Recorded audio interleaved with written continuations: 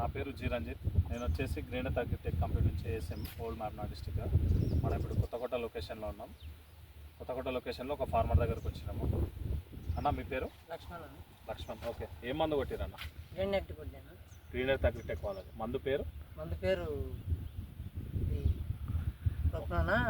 ప్రోమైట్.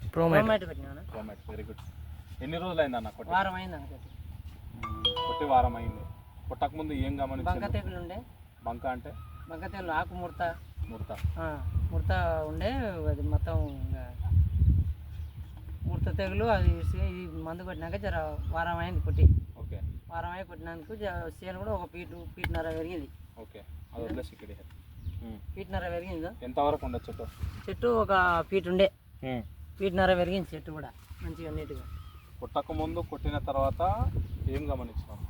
దోమ, నల్లి, తామర అవన్నీ ఉండేనా? కొట్టక ముందు నుండి ఎట్లా ఉండే? చెట్టు ఇట్లా ముడతనే ఉండే. ఓకే, చెట్టు ఆకు ముడుచుకపోయినా ముడుచుకొని ఉండే మొత్తం. ఓకే, ఇప్పుడు కొట్టిన తర్వాత నీట్గా అయింది, మంచిగా అయింది. ఎట్లా అనిపిస్తుంది నీకు? నాకైతే ఇప్పుడు మంచిగా అనిపిస్తుంది. ఓకే, సాటిస్ఫైడ్ కదా?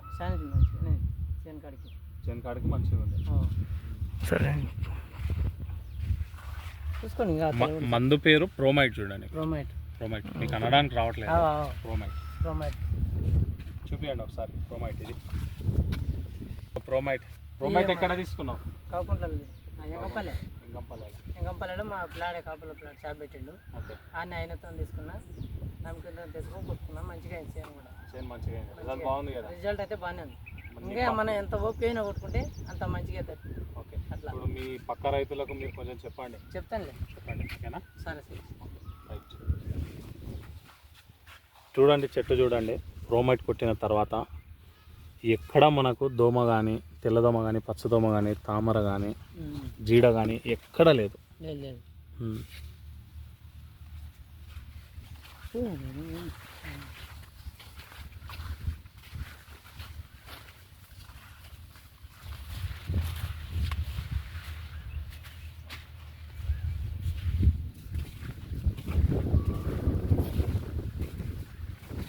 డబ్బులు ఎక్కువ